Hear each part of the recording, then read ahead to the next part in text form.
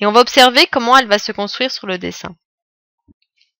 Les fonctions réciproques, vous les connaissez, dues à la fonction carré et racine carrée.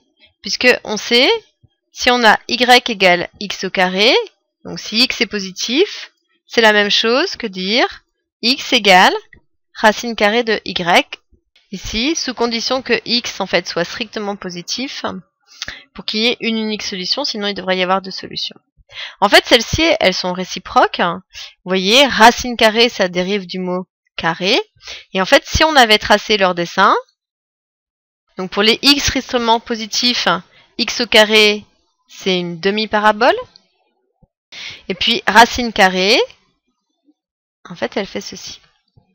C'est-à-dire qu'on voit sur le dessin que les deux fonctions, elles ont une propriété graphique du fait qu'elles soient réciproques, c'est qu'elles vont être symétriques par rapport à y égale x. On voit ici, si on trace cette droite ici, donc tracez-le sur la calculatrice, vous allez voir, c'est plus joli et plus parlant.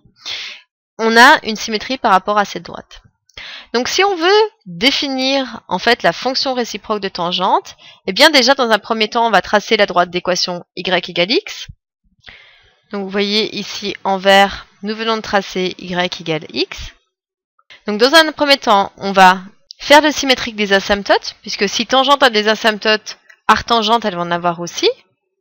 Donc maintenant, essayez de tracer sur le dessin, essayez de le reproduire et voir si vous êtes capable de faire la fonction arctangente et des asymptotes. Et puis ensuite, venez voir si vous avez juste.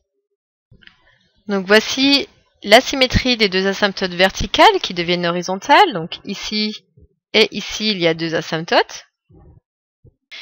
Et puis ensuite, on va tracer le symétrique de tangente pour obtenir arctangente.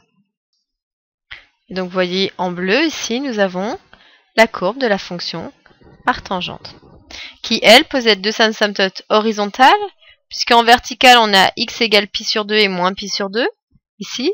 Ça veut dire que l'équation de la première ici, ça va être y égale pi sur 2, et l'équation de la deuxième ici, ça va être y égale moins pi sur 2. On va voir explicitement comment la tracer à partir de tangente.